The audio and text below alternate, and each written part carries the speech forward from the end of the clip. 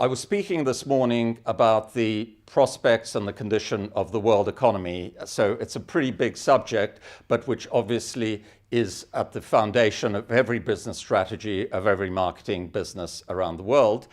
My view is that if you look at the economics, things have really improved substantially in the last year and a half, and there'd be a lot of confidence about expansion continuing for several years.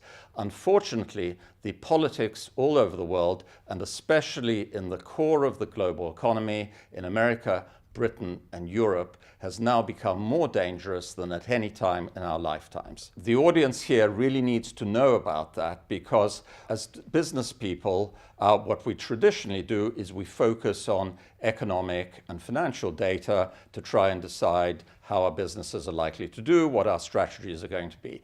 That's what I do. My company advises hundreds of financial institutions around the world. Most of the time, we focus on what's going on in the economy. But when we consider the Brexit vote in a week's time in Britain, and how similar that is in its nature to the Trump movement in America, to the various populist movements in Germany, France, Italy, Spain, and Greece, we realize that, at least I believe, that for the next 6 to 12 months, it's going to be politics rather than finance or economic figures that really determine whether businesses survive and thrive or fail. I think the audience, judging by the eye contact I was having with them, was very much on the same wavelength as me. I think people's businesses are beginning to improve. They're feeling more confidence in the sustainability of consumption and their various business strategies. But I think most people, at least in the audience, have been shocked by how close Britain has come to the brink in the last few days of voting itself out of what is still the most successful and largest economic bloc in the world. And I think they were also quite surprised by one statistic I drew to their attention.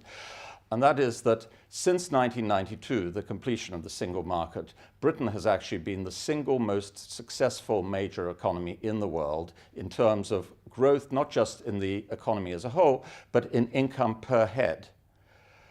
Before 1974, before we joined the common market, Britain was the least successful economy in the world. Now, if the world's most successful economy decides to blow itself up in what is essentially, I believe, temper tantrum, a political temper tantrum next week, what does that mean about prospects for similar temper tantrums in America, in Spain a few days later, in Italy in September with the referendum there, and in France and Germany with the elections in 2017? Well, I think the gathering of people from this industry from around the world is an important phenomenon. And I think, from my point of view, it's also a particularly interesting phenomenon because my belief is that a lot of the political risk that is happening around the world is a result of the public not being sufficiently aware of the risks that they're running. It's as much a public relations information marketing problem as it is a fundamental political and economic problem. So I think it's quite important for the people in this audience to become aware of just how much of a role the interaction between the public, between consumers, and the business, political and financial community, just how important that has become.